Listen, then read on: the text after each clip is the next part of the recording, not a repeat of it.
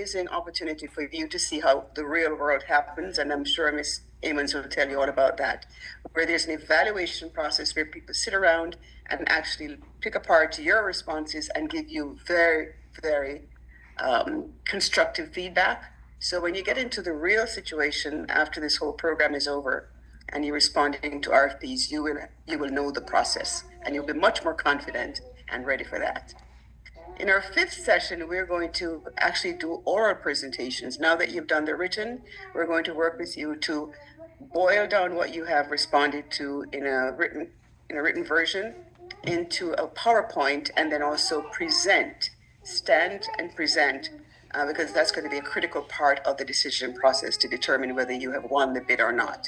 And again, we're going to have more experts who have themselves excelled in terms of oral presentation of their RFPs, and they will give you some pointers, give you some tips, and get you prepared for the ultimate opportunity when it presents itself. And then we finally graduate at the end of July, the 29th, and those of you who have been with us before know that this is a very, very much of a celebratory event where we have you do a pitch competition, have more judges, you do your little 2-minute pitch or whatever it is that Rosalind is allowing you to do in terms of the time that we have, and you will get some feedback on that. And we have really nice prizes for the top 3 winners, monetary prizes, and they're pretty, hundreds of dollars. In addition to that, you'll have a graduation certificate. We will have a really nice keynote speech from an official within the city of Riviera Beach, and we will have a kind of a networking opportunity, nice goodies and so forth. So that's a quick overview. You have a copy of the flyer. Again, we're following along the thing that we've structured in the flyer. So if you have any questions, just reach out to either Rosalind or myself. But with that said, I am going to turn it over to, I think, Miss Amons, you are next. So I'll turn it over to you. Thank you. You're welcome. Give you all an overview for the City of Riviera Beach Procurement Department. And again, I want to thank Ms. Joseph for making the disclaimer that I cannot talk about a current open solicitation. And we're defining open as one that has posted and has not been awarded yet. I cannot talk about those solicitations until after award. So let's get started. Next slide, please. So I want to start with first, what is procurement? Just everyone says, oh, what is it? It's similar to purchasing. It's similar, but it is a little different. So procurement is the purchasing, renting, leasing, or otherwise obtaining any supplies, services, or construction. So in a nutshell, I am responsible for all of the spend in the city. Whether it's $1 up to $1 million, it must come through my office, and that is what I am responsible for. Next slide. And so how do we do it? Well, every procurement department is governed by laws and policies. And so I'm governed by federal law, Florida Sunshine Law, the Palm Beach County Code of Ethics, the City of Riviera Beach Code of Ordinances, the procurement guide, and also the procurement policy.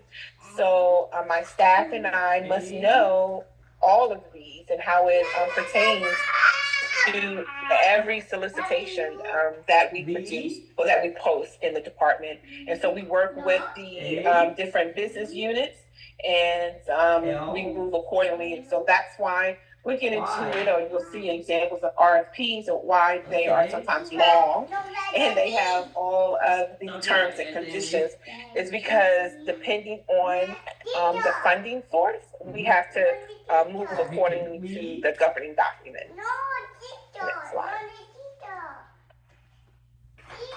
So I want to start here and say that the basics for success in the, RFP or RFQ, and we'll get into the different definitions, but the solicitation for your businesses, I really want to ask you to be coachable.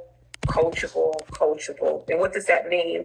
Well, that means where every city or entity, a school district, a county, and even state has different policies and procedures on how they procure an item. We post at different locations. We have different rules. We have different approval processes. And I can, speaking on behalf of other procurement professionals, is when we hear someone say, oh, well, they don't do it like that, and they don't do it like this over. Well, we understand, but respectfully, I'm going to do things differently than West Palm, and I'm going to do things differently than Palm Beach Gardens or any other entity. And so, in being coachable is like number one, kind of listen to that particular entity, follow the rules that we have online, and then you'll be most successful for that particular entity. So absorb the information, be attentive, and aim to put your best foot forward. So let's go over an overview, and we're going to step through. So agencies typically have a need, or I say the business unit. And so we have two different types of purchases. We have what's called an informal purchase, and we also have formal purchases. So with informal purchases, less than $25,000, a formal bid process is not required. Right? So if someone wants to buy a piece of equipment from Home Depot, it doesn't require a formal solicitation process.